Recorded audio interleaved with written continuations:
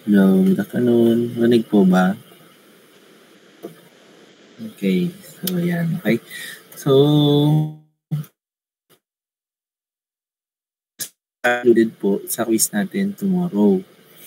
And then, yung supposed to be na discussion tomorrow will be sent as a video recording. And,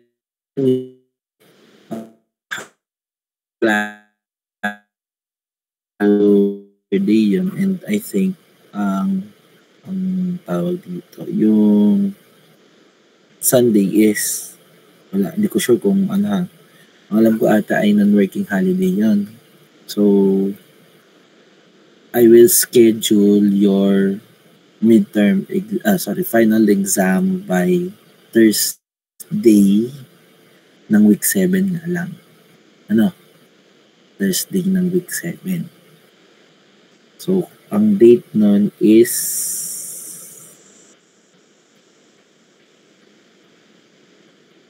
July 31.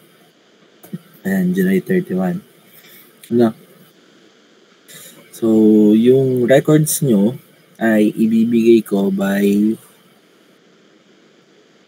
next week, yung Saturday. Ibibigay ko yung results, lahat ng results.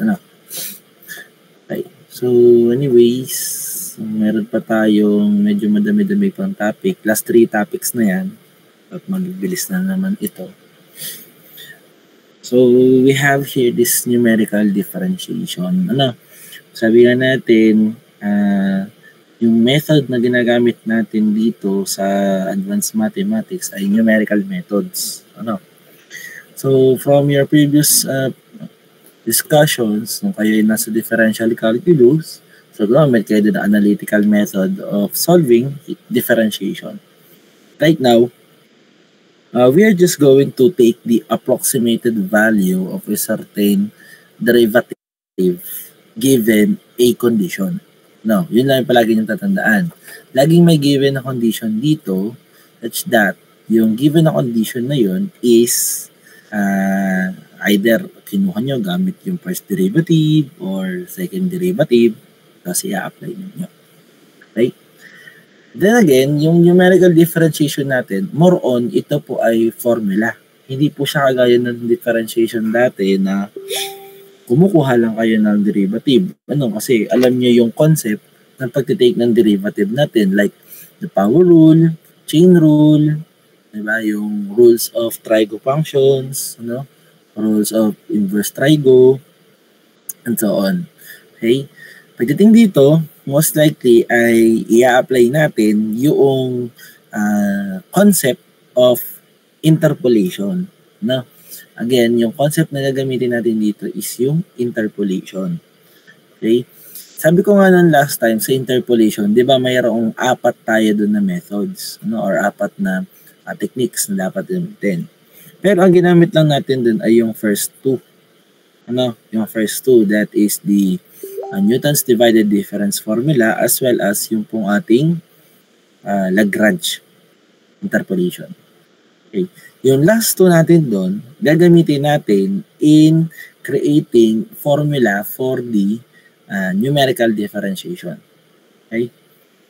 So, start tayo dito.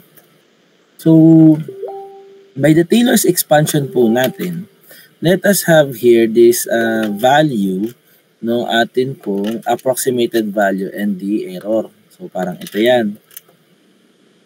Si f of x natin serves as the the true value. Ito yung ating magiging true value of the original function, given a certain value of x. And then we equate that to this approximated value, ayan, yung ating a, such that yung a natin is applied, yung ating a is derived from the Taylor's expansion. Take note na yung sa Taylor's expansion natin, meron tayo dun yung f of x plus f prime of x times the delta x plus f double prime of x delta, we have here delta x squared. Meaning lang po nito is second pass. So, kailanman. Wala pa rin so far lang. Wala yung ganyan, ellipsis. Hanggang umabot ka dito. Yan. Sir, unan. So, yung una yan serves as the terms na i-extend sana natin using the Taylor's expansion. But, identifying yung pong ating mga derivatives right now,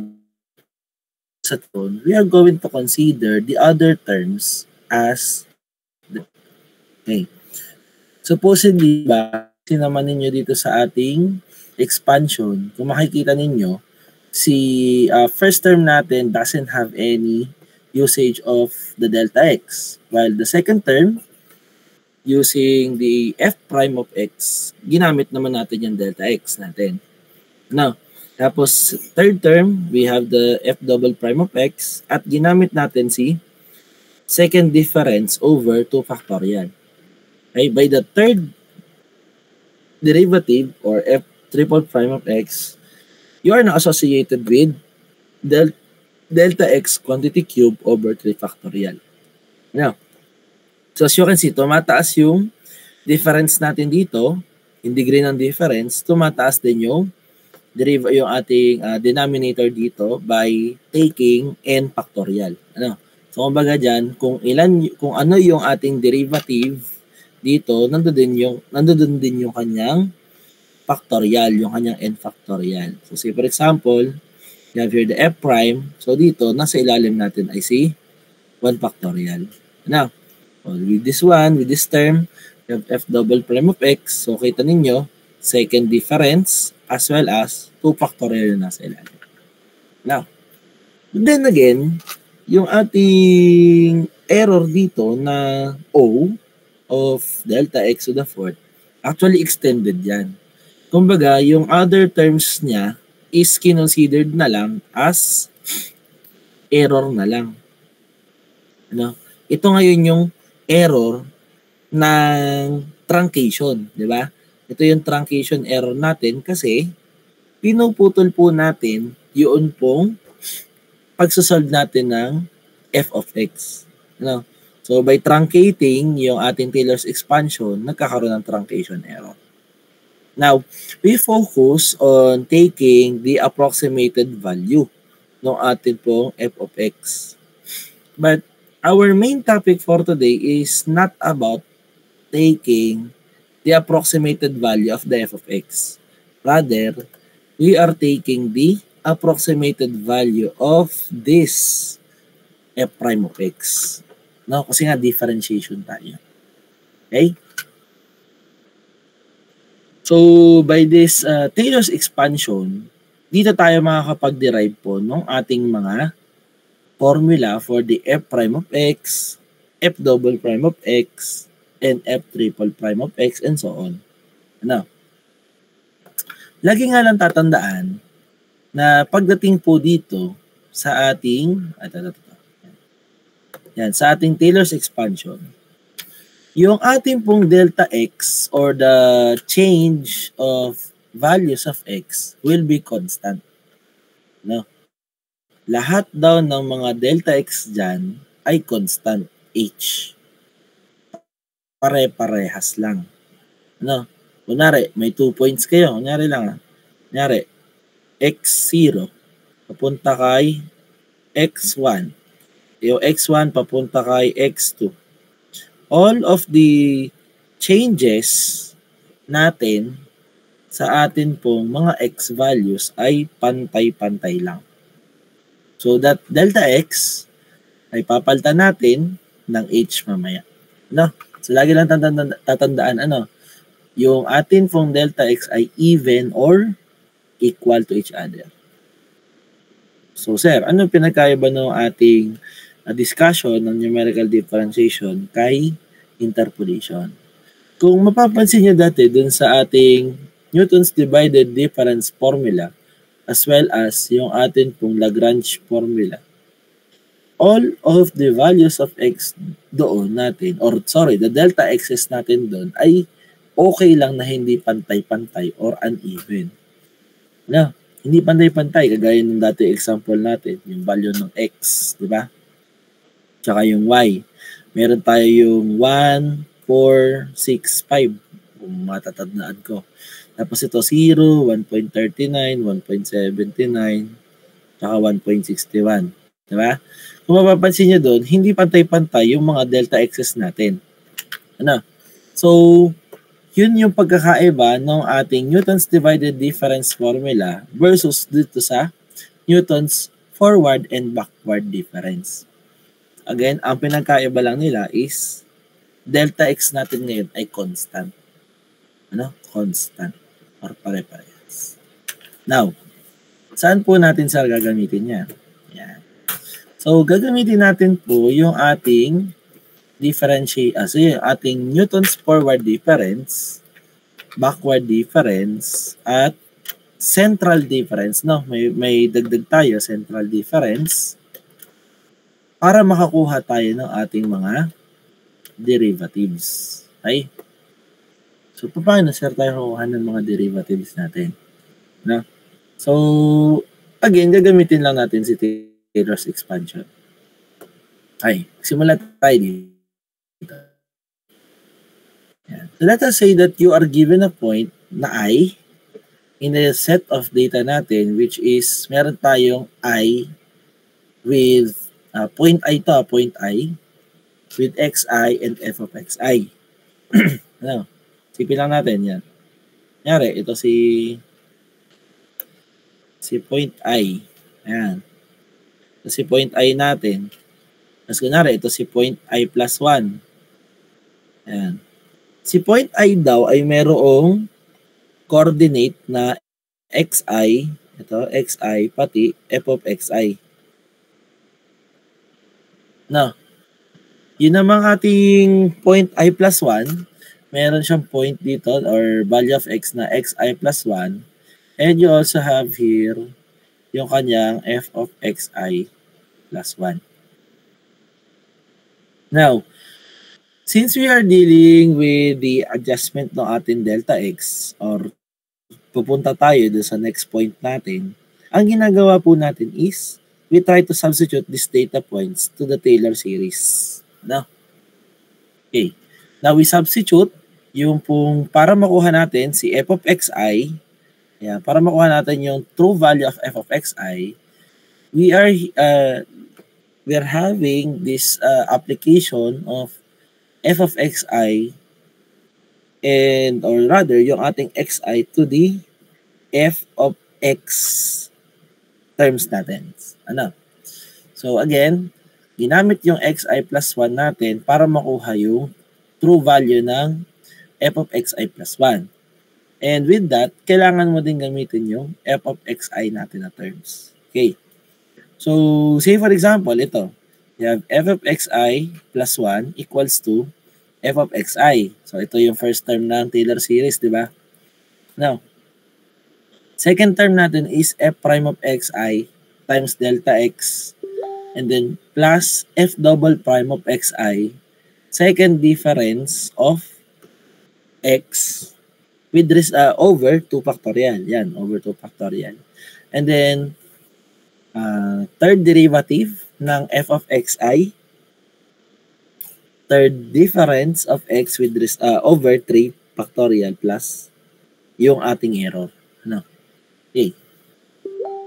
So, since we are dealing with just 2 points, enough na po sa atin yung 2 points na yun para makapag-generate ng f prime of xi. Ano? So, dito, ang gagawin natin is we cut off itong ating Taylor series. Ika-cut off natin yan. Ano? Kumbaga, hindi lang dito yung error. Magsisimula na yung error natin dito kay f double prime of xi. Na, ika-cut off natin yan. Para makuha natin si f prime of xi. Ano? So again, pinutol po natin or nag-truncate tayo ng Taylor series for us to solve the f prime of xi. Okay? So, ito magkakaroon ka ng truncation error. Now, let us try to derive ano yung ating magiging f prime of xi. Okay? So, si f prime of xi natin is kung ating ihiwalay itong truncated dun sa matitira, meron kang f of xi plus 1 equals to f of xi plus f prime of xi delta x. Okay? Okay. So, ang gagawin daw natin dyan is to solve for the f prime of xi. Ano? Kasi ang goal natin is numerical differentiation. Hindi mag-approximate nung ano yung f of xi plus 1. Okay? So, to solve for f prime of xi, derive nyo lang, manipulate it algebraically, lipat mo to sa kabila, divide mo sa delta x. So, makukuha natin yung value ng f prime of xi as we have here f of xi plus 1 minus f of xi over the delta x. Okay? Nasundan po ba yun, yung ating derivation? Para makuha si f prime of xi. Nasundan. Ano? So again pinutol natin yung ating Taylor series, in-extract lang natin yung natitirang equation, and then we solve for the f prime of xi. Okay. So engineers, yung derivation na yan is what we call the forward difference. Ano? Or yung ating first derivative forward difference formula. Now again, this is your first derivative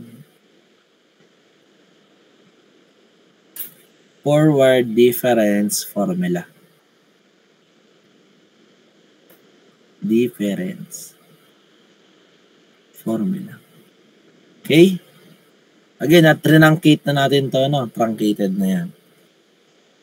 So, to solve for f prime of xi, we have f of xi plus 1 minus f of xi over delta x. So, that is your first derivative forward difference. Sir, bakit po nag-forward? Kasi kung mapapansin nyo, yung data natin, from data I, nag-forward ka ng isang step, papunta kay xi plus 1, sorry. And ano? So, nag-add ka ng another data at para makuha mo si f prime of xi. Okay? So, that is your first derivative forward difference formula. Now, how about yung atin pong backward difference? Ano? Kasi sabi ni Sir, meron daw forward difference. So, meron ding backward difference. Ano? So, derive natin si backward difference. Ayan. As you can see, by backward difference, kung kanina, ayan, drawing ko lang blue naman. Kung kanina, ito si I, ayan, ito yung point I natin, ito si I plus 1 point. Kunwari ito si I minus 1 point. No, I minus 1 point. Okay? So, using I minus 1 point, gagamit ka naman ng panibagong formula ulit. Kasi yung I minus 1 data natin, ito, have a coordinate x sub I minus 1, ito siya, x sub I minus 1, and you also have here f of x sub I minus 1. So, adjust ka ng isang term, mapupunta ka na kay xi. Ano? Tapos mapupunta ka na din kay f of xi. Okay? So, i-apply natin to para ma-solve naman para ma-solve po yung ating f of x sub I minus 1. Yung kanina kasi, ang sinolve ay f of x sub I plus 1, di ba? So, ganun din dito. Ang isa-solve naman natin si f of x sub I minus 1. But take note, iba yung pagkuha natin ng delta x ngayon kasi paurong. Di ba? Paurong siya. From a point of x sub I, pupunta ka ng point ng x sub I minus 1. So kapag ka nag-solve ka ng delta x nito, so delta x niyan, negative yung value. Okay? Negative yung value natin. So, kunwari, ang reference natin ay si f of x sub I minus 1. Pag nag-solve tayo dito, ayan, delta x natin equals to f of x sub I minus f of x sub I minus 1. Diba? Okay? So, ngayon, ang mangyayari is, pagbabalik ta rin natin ngayon si x sub I minus 1 at si f of x sub I. So, magiging delta x na ngayon siya. Now, anong purpose po natin ng pagpapalit ng pwesto ng dalawa? Okay. Yung purpose natin ng pagpapalit ng pwesto ng dalawa is to apply this delta x doon po sa kaninang delta x natin. Okay? And since our goal is to solve for f of x sub I minus 1, ayan, ito ngayon yung kanyang mahabang equation or by Taylor series.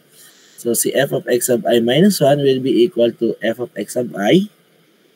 And then, since nag-apply tayo ng delta x na negative yung value, kaya ang lumabas sa atin dito is negative delta x. So, to distribute this negative sign, ang magiging sagot ay negative f prime of x sub I times delta x. And then, plus f double prime of x sub I delta x quantity squared over 2 factorial. Bakit to naging positive? Kasi pag in-square mo, yung ating difference magiging negative squared. Tama ba? No? So, magiging positive ngayon yung ating sign convention dito. Sundan po ba yan? Okay. Nandiyan pa ba kayo? Sige. And then, next natin na term, ayan. Next natin na term, naka-negative na ulit kasi nung nag-substitute ka ng delta x sa negative, pag nag-cube ka, negative pa rin yung sagot. Ano? And then, so on. Ano? Yung ating other terms. Now, if we try to focus on solving si f prime of x sub I, we can now truncate the other terms na hindi nasakop ni f prime of x sub I. Ano?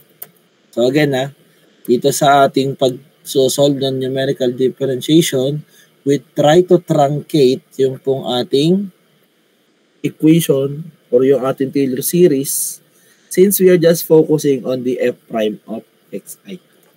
No?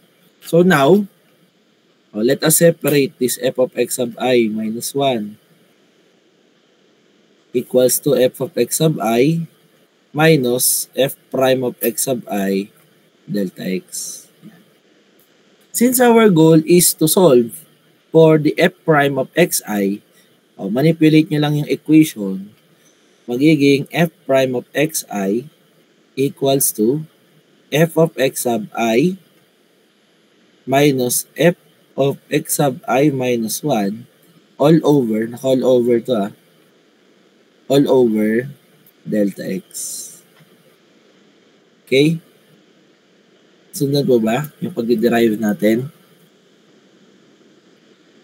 So, ganyan lang naman yun kadali. Ano?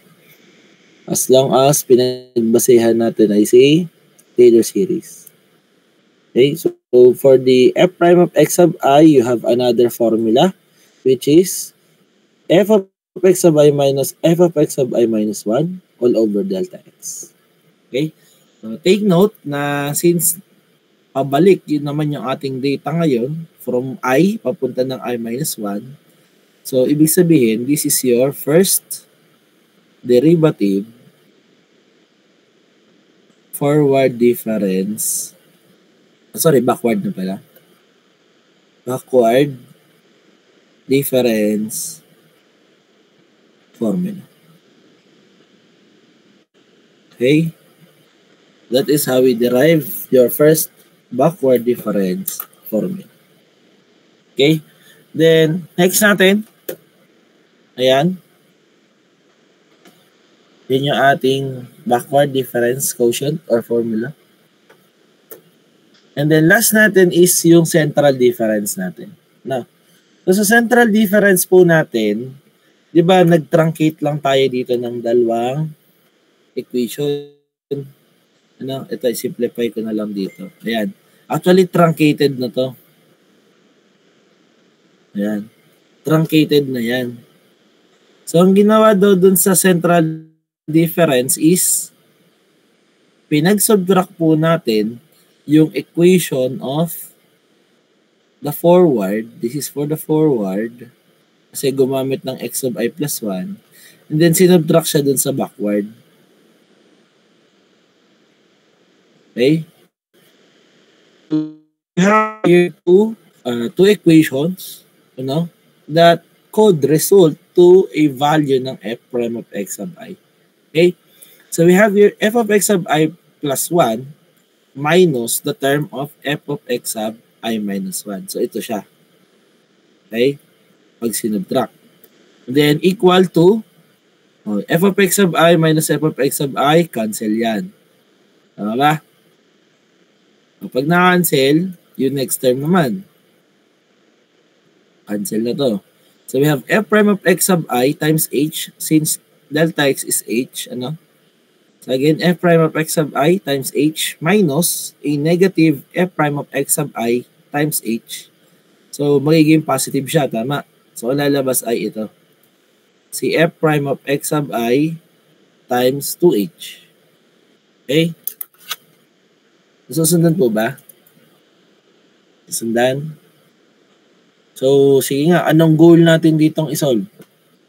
Dun sa ating nakuhang difference ng dalawang equation, yung forward at backward. Anong goal natin dito kuhanin? Ang goal natin dito kuhanin is si f prime of x sub I. Tama ba? So, since ang goal natin na kuhanin si f prime of x sub I, we divide both sides of the equation by kalalabasan. Tama ba? Sundan yung derivation. So since yan po yung ating magiging final equation, ano yung mga data na ginamit? So sa mga data na ginamit natin is meron tayong x sub I plus 1 at x sub I 1, which is by this graph, ayan, pinaggitnaan nila si I. So kaya ang tawag dito sa formula na ito is, ayan, so sa formula na to is what you call the first derivative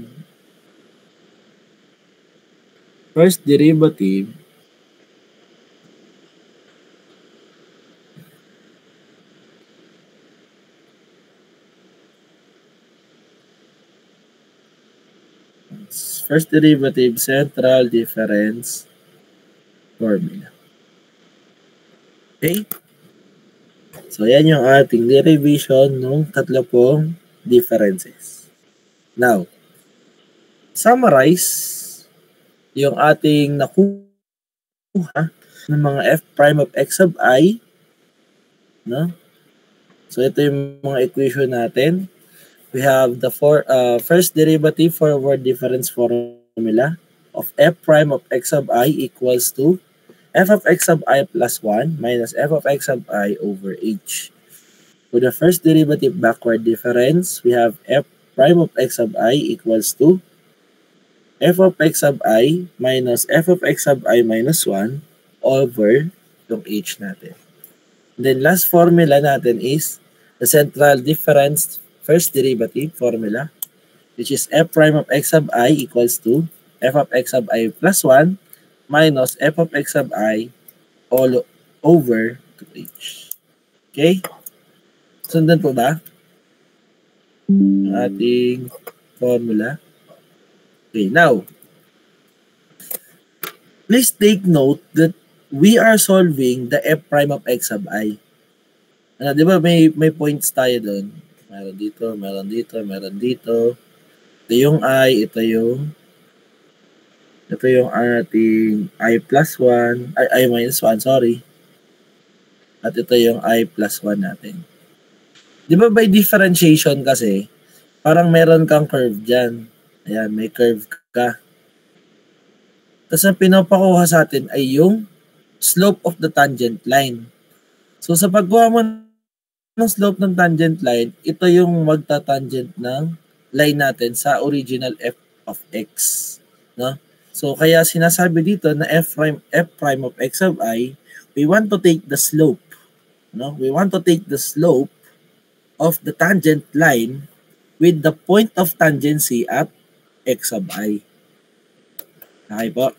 So again, si x of I natin will be used as the point of tangency. Kaya, palaging pag naghahanap tayo dito ng f prime, ang nakadugtong na pangalan ay kay tangency. Yan, kay x sub I natin. So first thing you need to do is to identify what is your x sub I. No? So, yung data to the right nun, si x sub I plus 1, yung data to the left, edi si x sub I minus 1. Okay po ba? Sundan ko yun. Okay? So, let us solve some problem related to this first derivative difference formulas. Ano? So, problem number 1, yan.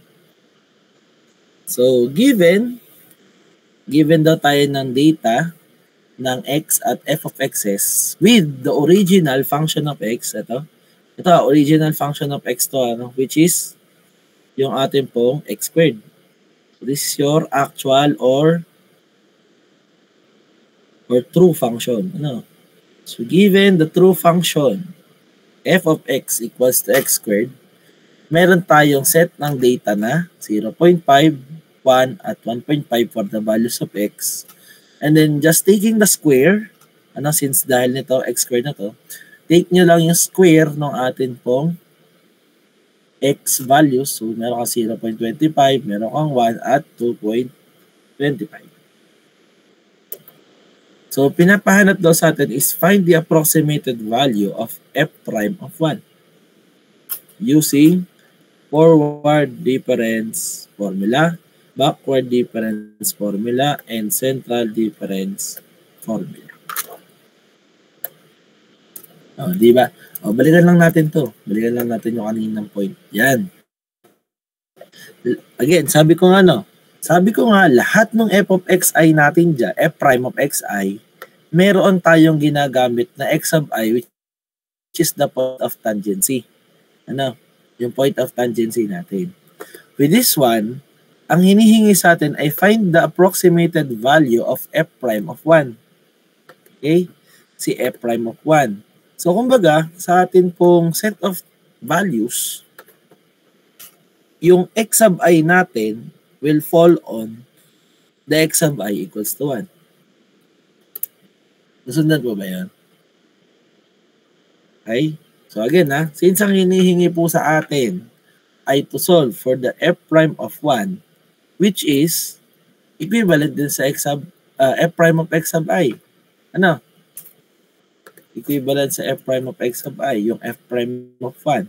Therefore, ang x sub I natin is 1. Okay?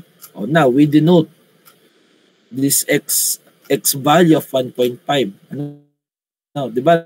Mag-a-adjust tayo na 1.5 x is your ating 0.5 will be considered as your x sub I minus 1. Naintindihan ba? Hindi. Ulit natin yan. Yung pag-a-assign natin ng subscripts sa values ng x. Okay? Again, nag-focus tayo sa pag-solve. Si x sub I natin ay yung 1 natin. So, gamitin daw natin si forward difference formula. Ano ba forward difference formula? Di ba ito? Si f prime of x sub I equals to f of x sub I plus 1 minus f of x sub I over h. From the given set of values, ayan, kung ito yung ating x sub i's, ito naman yung kanyang f of x sub I plus 1. Ito yung kanyang f of x sub I, ito yung f of x sub I minus 1.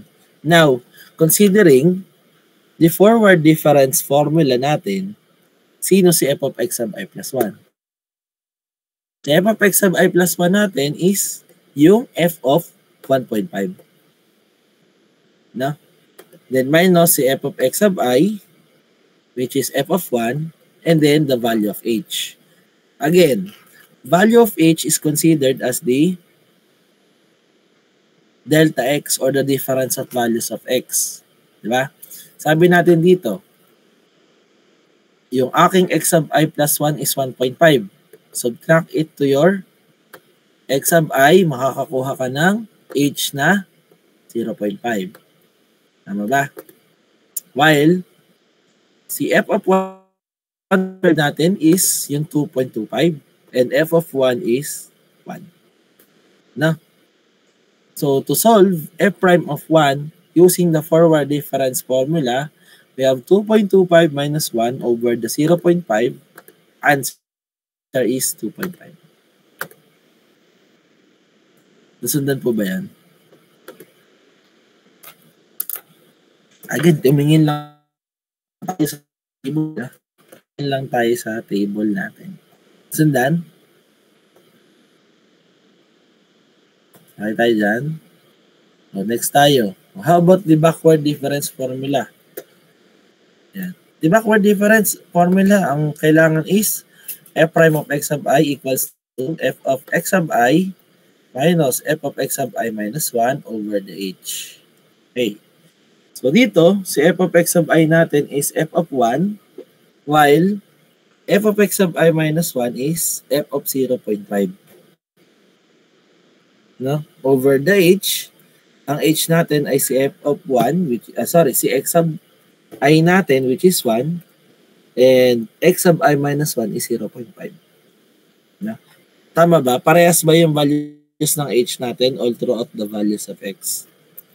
Parehas yung values natin ng delta x or yung h from the values of x natin. Tama naman ano? So parehas lang. Okay. So we now substitute the value of f of 1 coming from the table. F of 1 natin is 1. While yung pong ating f of 0.5, ito, f of 0.5 natin is ito, 0.25. Okay? Sundan po ba yun? Okay. Kung nasundan, substitute nyo lang yung values. Sobrang dali lang naman po nito, no? Substitute lang yung values. 1 minus 0.25, ang may sagot dito ay 0.75. Ano? 0.75 over 0.5, sagot is 1.5. So, using backward difference formula, f prime of 1 results to 1.5. Okay po tayo dyan. Nagets? Question? Wala. May question? Wala po. Sige. Next tayo. Central difference.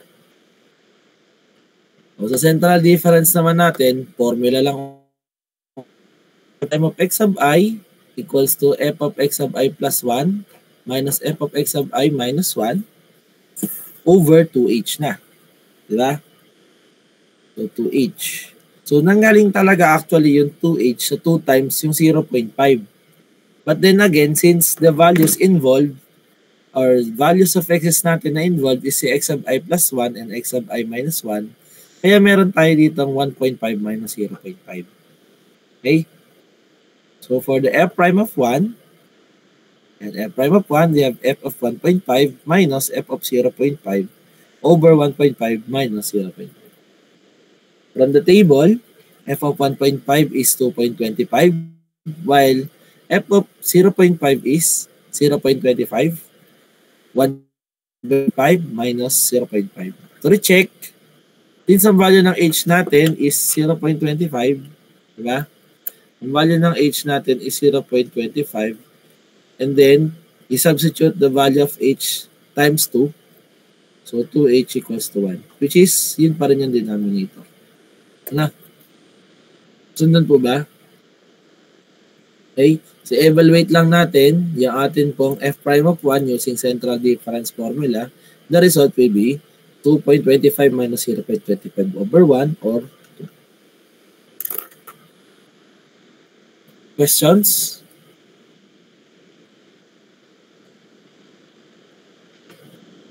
Tanong?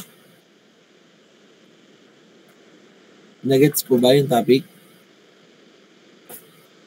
Okay, sandali lang naman yan. Ngayon, ito. Follow-up question. What if palitan ko yung problem? No. What if palitan ko yung problem? Burahin ko lang lahat.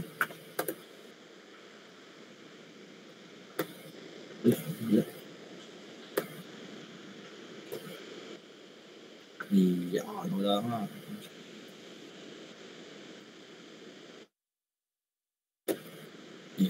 Papalitan ko lang yung problem. Lagay ko sa paint.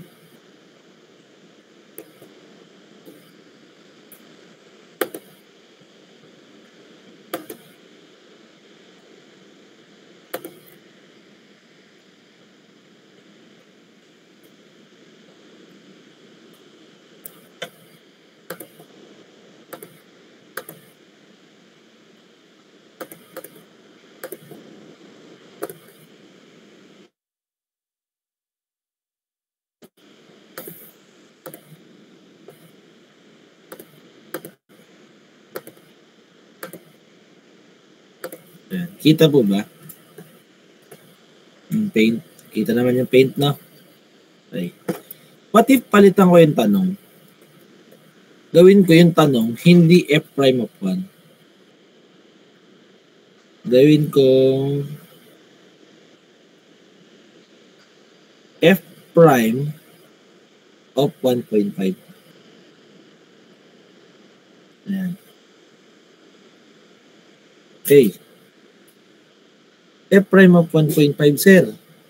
Eh di bali, yung 1.5 na ang magiging bago kong x sub I. Okay, so tama kayo dyan. Ano?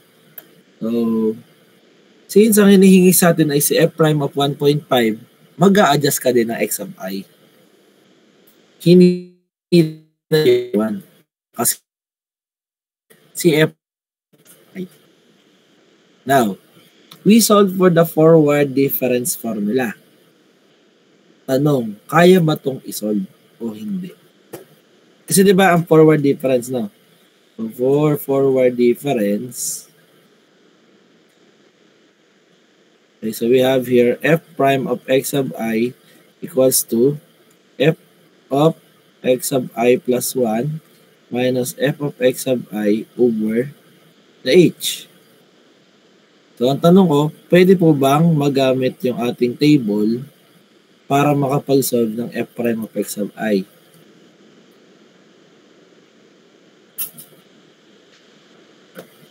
So, the answer will be yes. Pwede pa din. Ha? Sir, bakit pwede? Bakit pwede? Pwede, in a sense, na meron ka dapat actual function as a guide para po sa ating set of values ng data. Na, meron akong x squared. Now, do I have a consistent value of delta x or the h? May consistent value pa tayo ng h or delta x? Meron, di ba? Anong value ng delta x natin? So, meron tayong 0.5. Tama ba? May 0.5 po tayo. So, yung sa 0.5 naman, pwede pala tayo mag-predict ng data. Kasi meron tayong f of x equals to x squared. Tama. And then, may guide naman tayo ng pagdadagdag ng x natin. So, as you can see, si 1.5 natin, pag dinagdagan natin ng 0.5, magkakaroon na ako ngayon ng 2. Tama ba? Sa values ng x natin, magkakaroon ako ng 2. Now, sabi dito sa ating f of x, which is the actual function, we have here x squared. So, we square 2 dito. Square lang natin si 2. May gisulat po ay 4. Nasundan? Okay? So, yan. So, ngayon, valid na ngayon na magkaroon tayo ng f of x sub I plus 1. Kasi dito, 2 will serve as your x sub I plus 1 while 4 will serve as your x sub I, f of x sub I plus 1. Naintindihan ko ba ito? Gets? Okay? So, can we solve for f prime of 1.5? The answer is yes. So, we have here f of x sub I plus 1 which is f of 2 minus f of x sub I which is f of 1.5 over h natin which is always 0.5.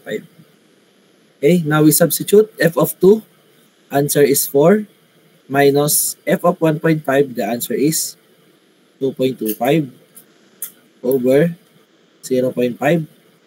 Please calculate what is f prime of 1.5 using forward difference. So the answer will be 3.5. Nasundan po in discussion. Okay, gets? Yan. Answer is 3.5. Okay? So how about backward difference? Kaya ba? Kaya si backward, no? So using backward difference naman, no? Dito ko nilagay si backward. Backward difference for f of 1.5. F prime rather, sorry. F prime of 1.5. So we have here f prime of x sub I equals to f minus f of x sub I minus 1 over h. Substitute the values. We have f prime of 1.5 equals to f of 1.5 minus f of x sub I minus 1. Alin yung magiging x sub I minus 1? Ito nga yan. Sundan? Sundan po ba? Yung magiging bagong f of x sub I minus 1. Ayan.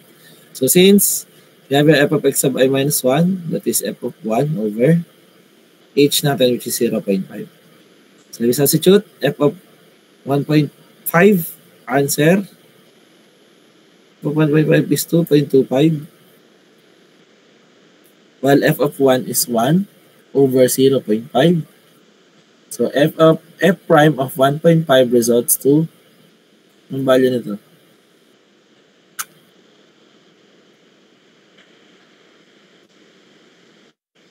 $2.5.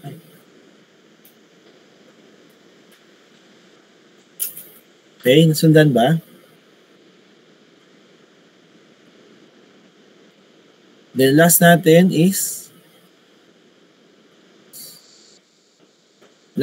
ay yung central difference.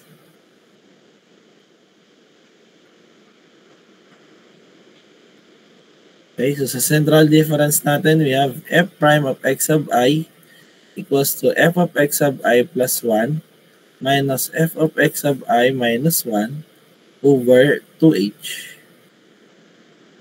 So dito, ang ating f of x sub I plus 1 ay yung 2.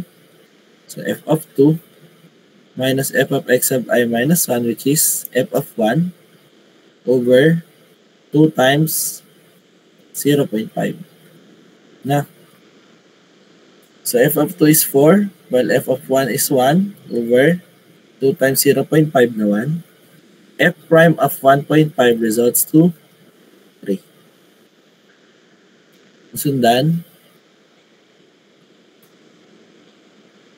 So, pwede naman pala sir na magbago ang value natin ng x sub I depende sa hinihingi ng f prime.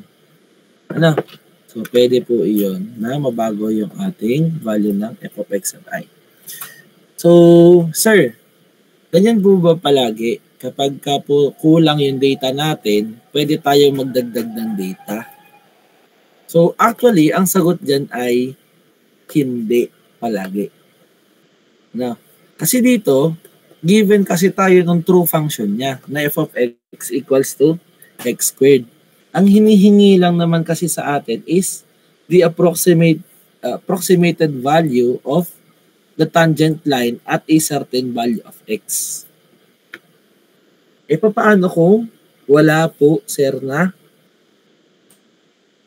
wala po tayong true function? Magbigay tayo ng example ng walang true function. Ano? Example number 2 tayo.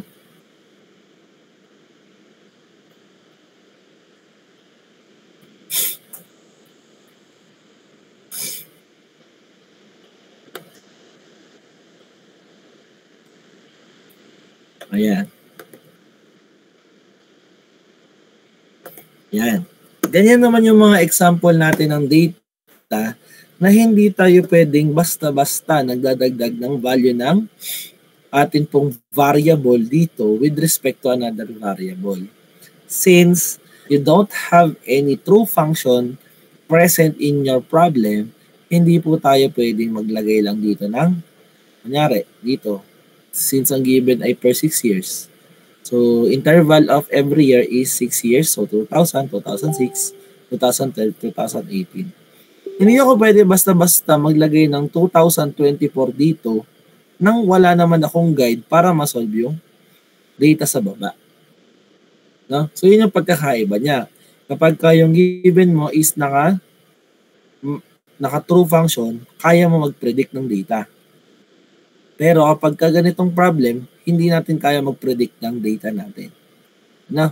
So, that is separated, by the true function na given. Okay? Pero, pansinin niyo tong mga problem natin. Sabi, find the rate of change of the rainfall on 2012 using central difference. Find the rate of change of the rainfall on 2006 using 3 points. 3 points? Patay. Bakit nagkaroon ng 3 points dito? Yung 3 points na yan is pertaining lang dun sa ating mga data kanina. Tandaan niyo ba itong ating tandaan niyo ba yung ating graph kanina? Sa graph natin, di ba? Meron tayo ditong point. Meron tayong point dito. Meron tayong point dyan. Ginawa ko lang, kumuha ko ng point of tangency na x sub I. Yung ating I point. Yan yung ating point of tangency. Now, since we are dealing with 3 points, kailangan ko palang gumamit nitong point na to at ng point na to para lang makakuha ko ng isang rate of change. So, bago tayo mag-solve ng problem na to, we need to derive first yung mga formula na dapat natin gamitin using the points on your graph. Okay? So, balik tayo dito sa ating PowerPoint presentation.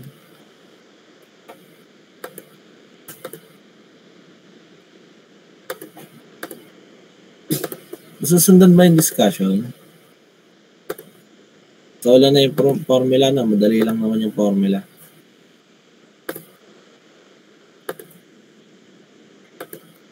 Okay.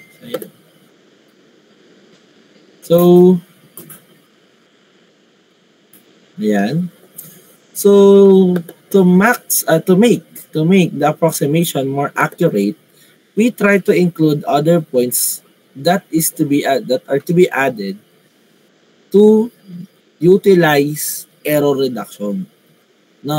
So, sa pagdami kasi ng points natin na magkakasama, na para lang kagaya nung sa Newton's divided difference formula, mas madali nating nakukuha or mas nagiging accurate yung data natin kasi nga may sinusundan tayong guide of graph. So, dito sa atin pong 2 points, ayan, balikan lang natin yung formula ng 2 points. 2 points siya, in a sense, na gumamit tayo ng xi at x sub I plus 1 dito. Gumamit ako ng x sub I minus 1 at x sub I. At gumamit ako dito ng x sub I plus 1 at x sub I minus 1. But for this values here, or sorry, this computation, we are going to use 3 points. 3 points na yun yung gagamitin natin. Either you use x sub I plus 1 and x sub I plus 2, or by backward difference, pwede natin gamitin si x sub I minus 2, x sub I minus 1, at x sub I. And for the central difference, since ang kailangan natin is yung... Yes, sir. So, since central difference tayo, gagamitin natin to. Yan, yung 2 points na to, which is x sub I minus 2 at x sub I minus 1, pati si x sub I plus 1 at x sub I plus 2. No? So, again, ang goal pa rin natin ay mag-solve ng f prime of x sub I, since x sub I is your point of tangency natin na gagamitin. Para makakuha ng slope. Ayan. So, coming from the points natin, ayan, coming from the points of f of x sub I equals to f of x sub I, f of x sub I plus 1 equals to f of x sub I plus f of x sub I, f prime of x sub I rather, times h plus f double prime of x sub I h squared over 2 prime plus yung ating truncation error. Na. So, kung aayusin natin po yung ating formula at nag-solve muna tayo ng f double prime of x sub I, makakuha kayo dyan ng f prime of x sub I plus 1 minus f prime of x sub I over h plus yung ating error. No? But to expand f prime of x sub I plus 1, no? Meron tayo dito f of x sub I plus 2 minus f of x sub I plus 1. Now, para yan dito sa f prime of x sub I plus 1 pag in-expand. Pag in-expand mo naman si f prime of x sub I, meron kang f of x sub I plus 1 minus f of x sub I. So, tendency, since same sila ng denominator, pagsasamahin lang sila. So, ang mangyayari is f of x sub I plus 2 minus 2 f of x sub I, kasi nga negative at negative. And then, yung ating negative times negative na f of x natin, magiging positive. Now, since the denominator po nito is over h pa, kaya naging h squared siya. Okay? Pero hindi ang goal natin ay mag-solve ng f double prime of x sub I. Ang goal pa natin sa ngayon ay i-solve si f prime of x sub I. Now, so kumbaga dito, dinerive ko lang muna si f double prime of x sub I para magamit natin siya dito sa equation na ito. Okay? So, ang goal pa rin natin is to solve for f prime of x sub I. Ginamit lang natin to para makuha si f double prime of x sub I. So, substituting our found formula for f double prime of x sub I. So, hahanapin ngayon natin dito sa mahabang equation na to si f prime of x sub I. So, ayan. Distribute lang natin itong ating mga terms. So, pagka nag-multiply ako ng h squared dito, divided by h squared, nakakancel na yung mga h squared natin. So, kaya matitira ay si 2 factorial na lang sa ilalim. Now, yung truncation naman dyan, mawawala lang yan. Bali. So, ito na lang yung matitirang equation. Ayan. Hanapin daw natin si f prime of x sub I. So, ang ginawa dito, pinagpalit lang po si f of x sub I plus 1 at si f prime of x sub I times h. Now, we divide both sides of the equation by negative h. So, ang mangyayari, magkakaroon kayo dito ng f of x sub I plus 1 minus f of x sub I over h. Subtract pa natin itong nakuha dito. Yan. So, kasi magiging negative h, diba? Ano? So, we have negative of f of x sub I plus 2 minus 2 f of x sub I plus 1 plus f of x sub I over 2h minus yung ating truncation error. So, kung isi-simplify natin sila into 2, yung ating 2 fractions into a single fraction with an LCD of 2h, and LCD nito ay h, tsaka 2h ay 2h ang LCD. Pagsasamahin lang, we have 2 f of x sub I plus 1 minus 2 f of x sub I. Then distribute lang sa negative sign. So minus f of x sub I plus 2 plus 2 f of x sub I plus 1 minus f of x sub I. We can simplify our f prime of x sub I using 3 points ng x sub I plus 1, at x sub I plus 2 with negative f of x sub I plus 2 plus 4 f of x sub I plus 1 minus 3 f of x sub I over 2h. Okay? So that will be your formula for a first derivative 3 points na siya, 3-point forward difference formula. So, ang pinagkaiba lang nung formula natin kanina ay 2 points siya.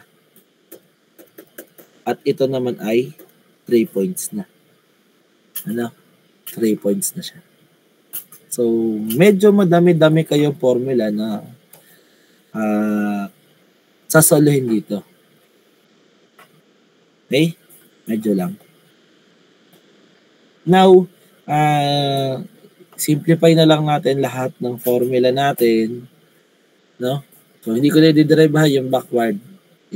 Mag-reference na kayo dito, no? Mag-refer na lang kayo dito sa flow ng solution ng sa forward difference. Ang mangyayari lang naman doon is magkakaroon ka lang ng negative h na isa-substitute. Yan. So, summarize natin yung ating pong mga first derivative at first derivative formulas. Tapos, nagkakaiba na lang sila using how many points ang involved. So, for the forward difference formula with 2 points, so yung kanina, yung ating magiging formula. Pero dito sa 3-point, ayan, sa 3-point natin, x sub I plus 2 and x sub I plus 2. X sub I plus 1 at x sub I plus 2. So to solve for f prime of x sub I, we have negative f of x sub I plus 2 plus 4 f of x sub I plus 1 minus f of x sub I over 2h. Ito, madali lang naman itong tandaan. Para madali masaulo. Yan ay I love you too.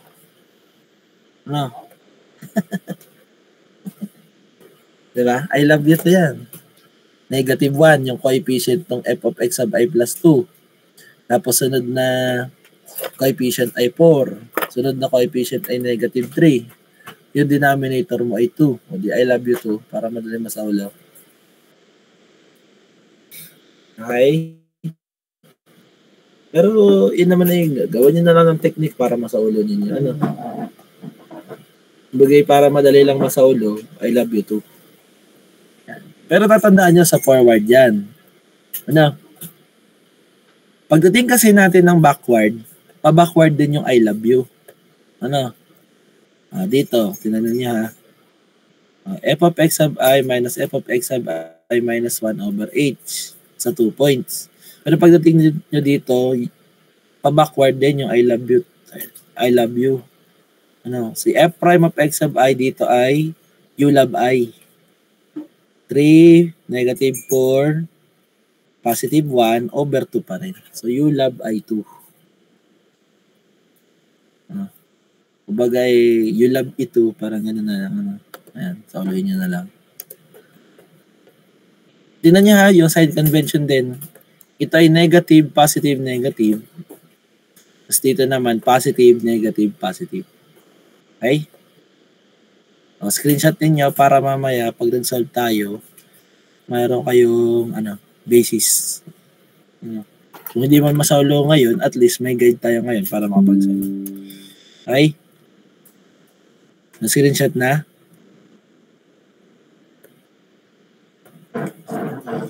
Screenshot na po. May i-react naman kung screenshot na. Sige. Then, for the central difference, if this is your 2-point central difference formula, ito naman si 4-point. So, 4-point natin involves x sub I minus 2, x sub I minus 1. You have also x sub I plus 1 at x sub I plus 2. Kumbaga dito, naka-skip yung ating x sub I. Skip yung ating x sub I dito. Pero ang hinahanap pa rin natin ay si f prime of x sub I. F prime of x sub I pa rin na hinahanap. So, formula naman dito, negative 1, positive 8, negative 8, positive 1 over 12. Ayan, dito wala na akong maisip na pwedeng, mnemonic or guide para masaulo. So, negative 1, positive 8, negative 8, positive 1 over 12. And kung mapapansin nyo, paorong lang naman yung mga data points natin. I plus 2, I plus 1, I minus 1, I minus 2. Okay? So, may screenshot po ng ating formula.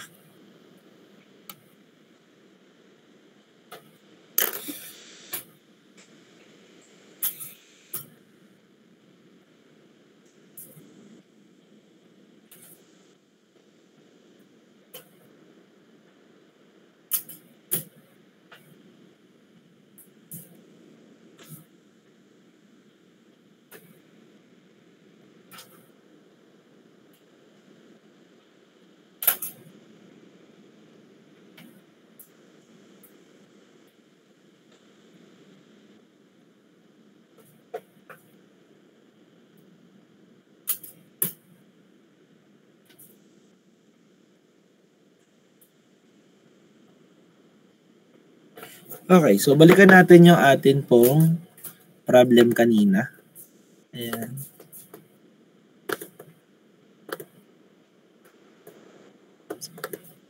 So, gawin yung guide high yung ating mga formula na nakalagay dyan.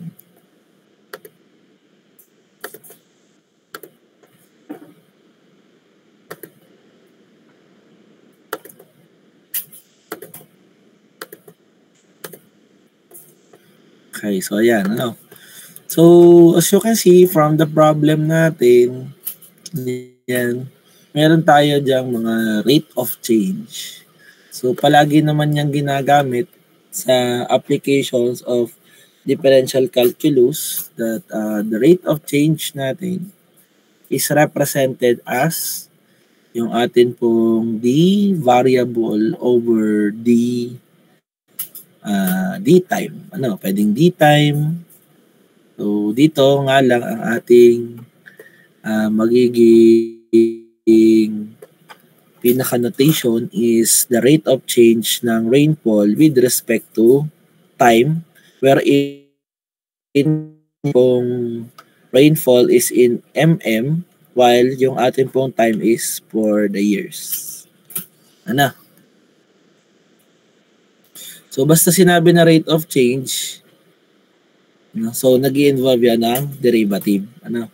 Pero 'di ba, nung physics natin by instantaneous velocity, tanda ba 'yon?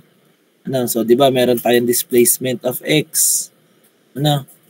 Displacement of x or s. Tapos pag kinuha natin yung instantaneous velocity, which is v instantaneous equals to dx over dt, or rate of change ng displacement with respect to time. So, v instantaneous. So, tapos kinuha pa natin si instantaneous acceleration. So, that is rate of change ng velocity with respect to time. Di ba yung velocity natin is rate of change ng displacement with respect to time. So, this can be second derivative of x with respect to time. No, so yan, pinapaalala ko lang kasi nga we are dealing with yung ating po mga rate of change. No? Pwedeng time rates, pwedeng motion problems, ano? Kunwari, ano pa mga terms natin na ginagamit natin nung sa physics na pwede nating i-rate sa instantaneous velocity or instantaneous acceleration. Di ba? Pwede naman natin gamitin yung mga angular displacement.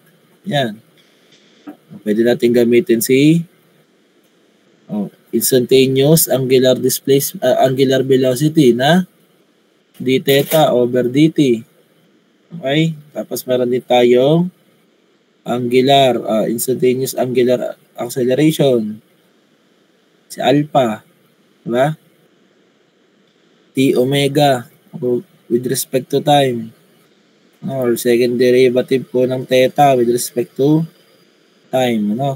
So yan. Nire-recall ko lang sa inyo yung mga dati natin ginagamit sa physics at sa differential calculus. So, dapat alam pa rin kung paano i-identify kung ito ba yung naka-second derivative, naka-first derivative lang ba, or naka-base lang tayo sa displacement, ganun. Yung mga problems natin. So, for letter A, sabi dito, find the rate of change of the rainfall on 2012 using central difference formula.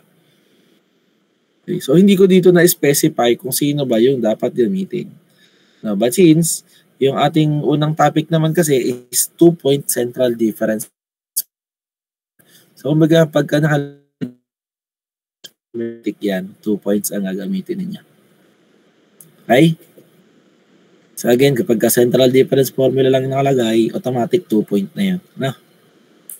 So for letter A, sabi natin for letter A, find the rate of change ng rainfall on 2012. Take note na ang gusto natin ditong kuhanin ay si f prime of x sub I palagi, di ba? F prime of x sub I. Pero yung x sub I yung natin ngayon is, sabi, find the rate of change ng rainfall on 2012. Therefore, ang x sub I natin, ang magiging data natin is yung si 2012. Okay? So, ang pinapahanap sa atin po ay si f prime of x sub I using central difference formula. So, that is f of x sub I plus 1 minus f of x sub I minus 1 over 2h. Okay, so sa value ng h natin, so i-recheck nyo lang if lahat po ba ng atin pong values of x ay pare-pares ng delta h. Ng delta x or h. As you can see, ang ating increment ng years natin ay palaging 6 years lang. So the value of h natin is nag-i-increase by 6 or h is a positive value of 6. Okay. So since centered tayo with x sub I na 2012, so si f of x sub I plus 1 ko is f of 2018. While si f of x sub I minus 1 ko of 2012 is f of 2006 over 2 times h natin, which is 6. Now we have here f of 2018. So, f of 2018 is 935. While, yung pong ating f of 2006 is 568 over 12. Engineers, what will be our answer here? For f prime of 2012, so answer natin is 30 point, 4 decimal. Anong 4 decimal places? Lagi tayo 4 decimals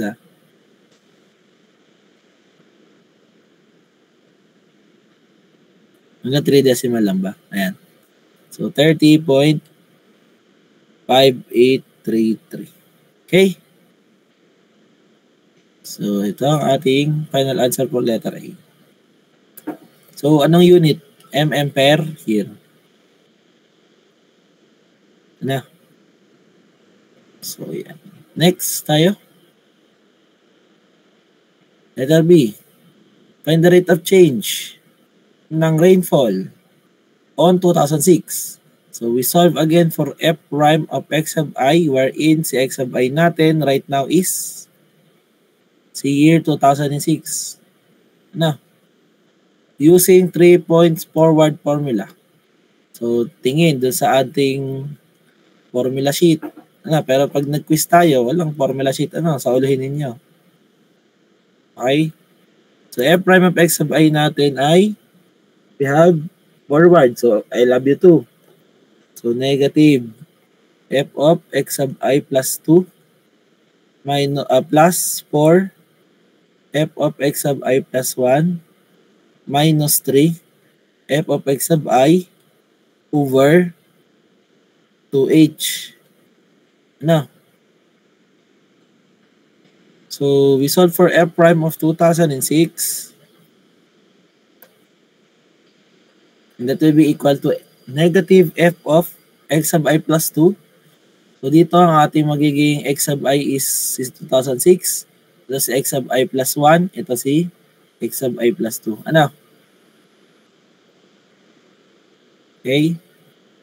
So, we have f of 2018 plus 4 times f of 2012 minus 3 f of 2006 over 2 times h natin which is 12 or 2 times 12 2 times 6.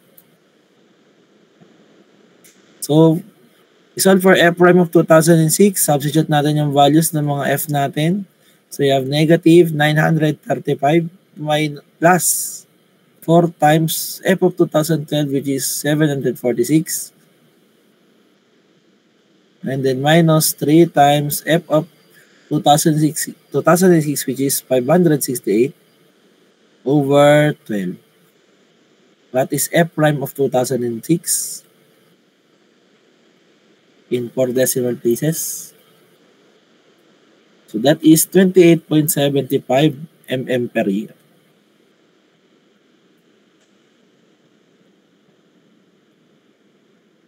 Okay?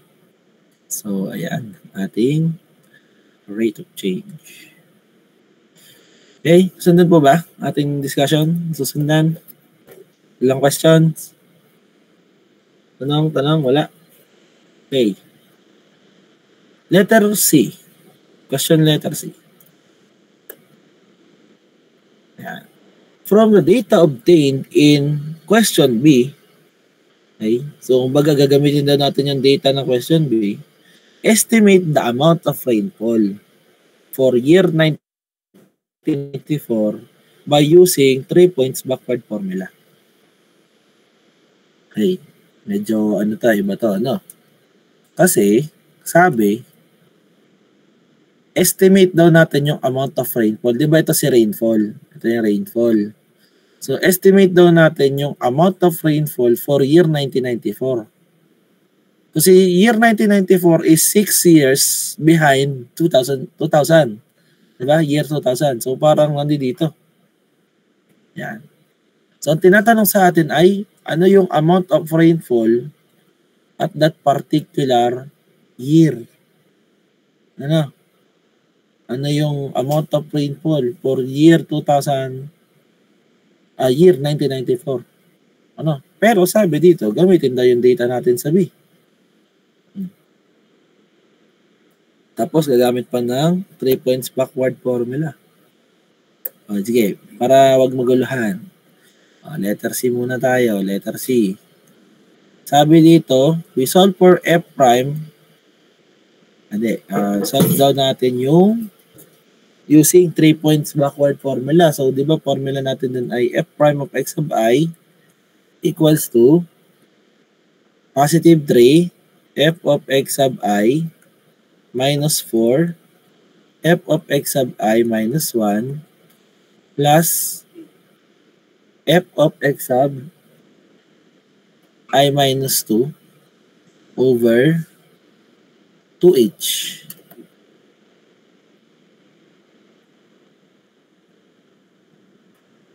Okay? Sundan po ba to? Diba yun yung formula natin kanina? Na, pin-screenshot ko. Ngayon, ang hinahanap kasi sa atin is amount of rainfall. Hindi yung rate of change ng rainfall. Iba yung tanong na yun, ha?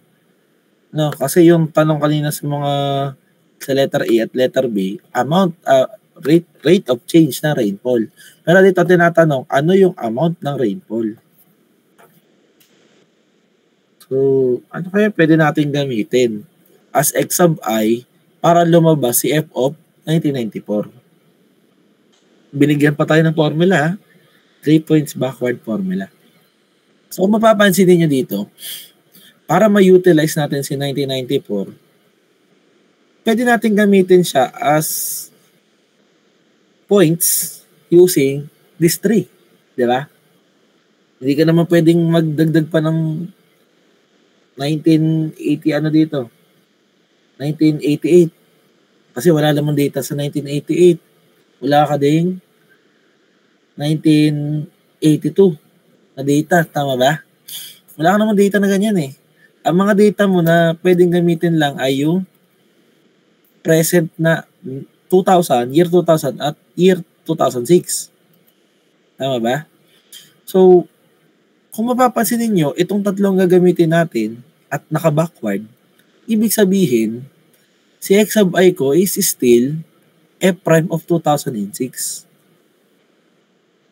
Diba? Ano? Hindi ka pwedeng mag-backward ng x sub I mo ay si 1994. Bawal. Pero pwede na mag-backward ka using f prime of 2006 para lumabas si f of 1994. So, yun pala, dito, ang aking x sub I will be 2006. Ano, minus 4 times f of x sub I minus 1 natin, which is yung ating f of 2000. And then plus f of 1994. So, yun, nahagip na ngayon si f of 1994. Again, hindi kasi natin goal ang humanap ng rate of change sa 1994. No. Pero, pwede natin gamitin yung rate of change ng f prime of 2006 para makuha si f of 1994. No? And then over 2h. Okay? So, gamitin na natin yung data ng f prime of 2006 from B. So, that is 28.75 mm per year equals to 3 times f of 2006, which is 568. 3 times 568 minus 4 times f of 2000, which is 445. 4 times 445. And then plus f of 1994, which is yung unknown natin, over 2 times 6. Ito ba 2 times 6 pala to, And 2 times 6, which is 12. So, what is f of 1994? Solve. Ayan. So, f of 1994 is 421. Anong unit? Anong unit ng rainfall? mm.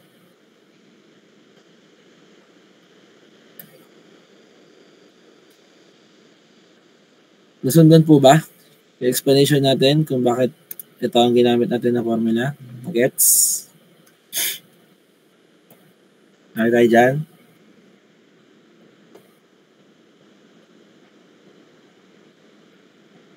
Okay? So, let us have here question letter D. Yan. Using the data from B and C. Yan. Ba, pinagsama na. Using data from B and C, find the rate of change ng rainfall on 2006. But right now, we are going to use 4-point central difference. So again, ito na naman si X1 ko. Ang X1 palagi si 2006 ang bida Ayan, si 2006 ang pinapahanap. So ito XI ko. kung gagamit ako ng 4-point central difference formula, so ito si x of I plus 1, ito si x of I plus 2, ito yung x of I minus 1, ito yung x of I minus 2. And sakto, kailangan doon natin gamitin yung mga nakuha natin sa B and C para masoldo si f prime of 2006. No? So, for letter D, we solve for f prime of x of I using 4-point central difference formula. So, we have negative f of x of I plus 2 plus 8 times f of x of I plus 1 minus 8 times f of x of I minus 1 plus f of x of I minus 2 all over 12h. Okay? So again, ang goal natin is to solve for the f prime of 2006 and then equal to negative f of x of I plus 2 which is 2018 plus 8 times f of x of I plus 1 which is 2012 minus 8 times f of 2000 plus f of 1994. Ano? So again skip dito si x of I natin which is 2006 over 12 times 6. So again, f of 2018 is 935. So negative 935 plus 8 times 8 times 746 minus 8 times 445 plus 421 which is yung f of 1994 na nakuha natin kanina over 12 times 6 which is 72. Okay? So what is f prime of 2006?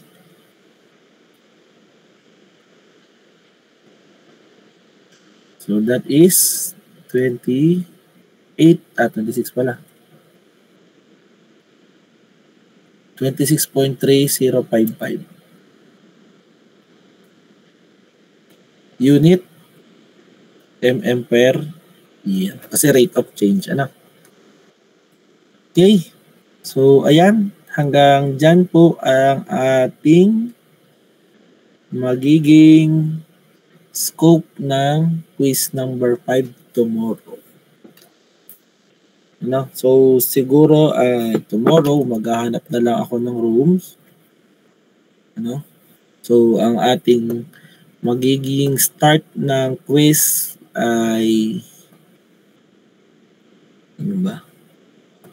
Di ba magpupuntahan din naman kayo dito? So, siguro hapon na lang. Ano? So, sa hapon na lang ako magbigay ng quiz. Pero, yung supposed to be natin na discussion ng araw na yun, ay isasend ko na lang mamaya. Okay? So, yung topic na isasend ko mamaya, plus yung topic na i-discuss ko Saturday next week, ang magiging topics naman for the final exam which will be held on July 31. Okay po ba tayo doon? Naintindihan po ba? Yes? Ano po yun? Yes po, Mr. De Matatak. Sir, anong oras po sa hapon? Yung 3:30 din po. Yung 3:30. Hindi, kung ano ba, mas gusto niyo ba mas maaga? Ano yun, Mr. Perez?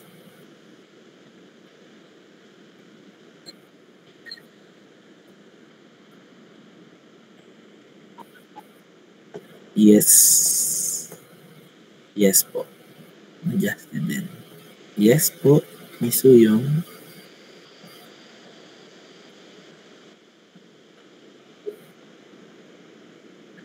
Apo, July 31 na din ang pasa.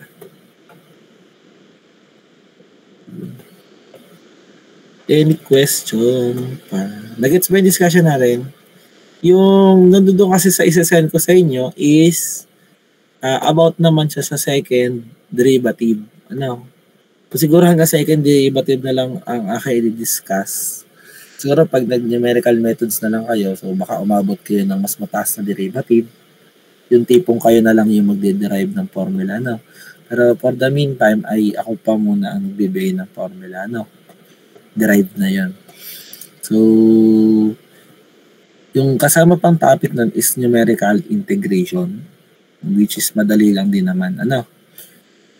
So, yun lang yung kasama doon sa video. And then, by next week, ang discussion natin will be numerical solution to ordinary differential equation. But then again, ang ating topics for quiz number 5 tomorrow ay yung ating interpolation, yung two methods. And then you also have the LSAs, and yung ating curve fitting rather, yan, curve fitting. And then, ito pong ating first derivative, numerical differentiation formulas. Okay? Questions bukas ay ano ba gusto nyo? 3:30, mas maaga para maaga makauwi. Gawin na lang natin 1 p.m. para ba nakakain ng lahat. If okay lang, 1 p.m. Okay lang sa inyo? Sige, so kita ko naman sa mga reaction ninyo. Sa mga puso-puso naman. Meron bang may conflict doon? Wala naman siguro, no? So sige, bukas na lang ng 1 p.m. tayo. Mag-quiz. And then, siguro doon na lang ulit tayo sa MLab 2 and 1 and 2. Ganun na lang ulit yung arrangement. So, magkakasama ulit si AE pati si 2302 tapos si 2301 nakahiwalay. Tapos palit naman ng room. Si 2301 naman sa lab 2. Tapos AE at saka 2302 sa lab 1. Okay lang ba? Tapos pagdating ko dapat okay na ulit yung upuan. Okay? Then, ano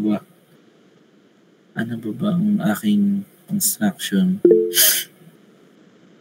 Yes po, Miss Del Mundo. Sir, ano po kayang type ng exam? Type na exam?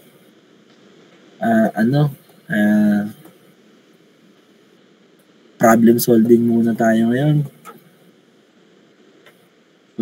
Wala munang letter. Okay lang ba sa inyo? Problem solving muna, no? At least wala nang guide,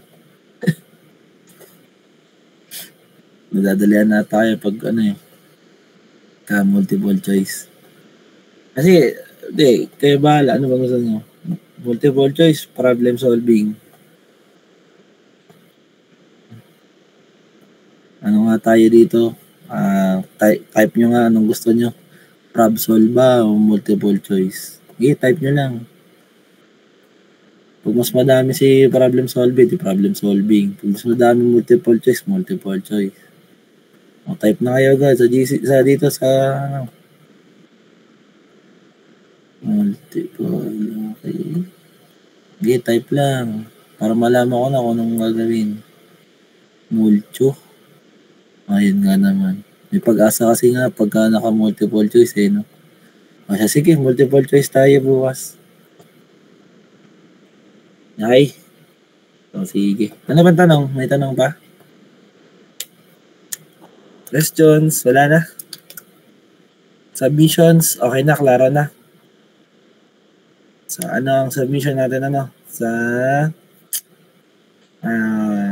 exam day natin ng finals. July 31. Questions? Wala na? Okay, so wala na. Dismiss na tayo. Thank you po sa inyo. Thank you po. Thank you po. Thank you po.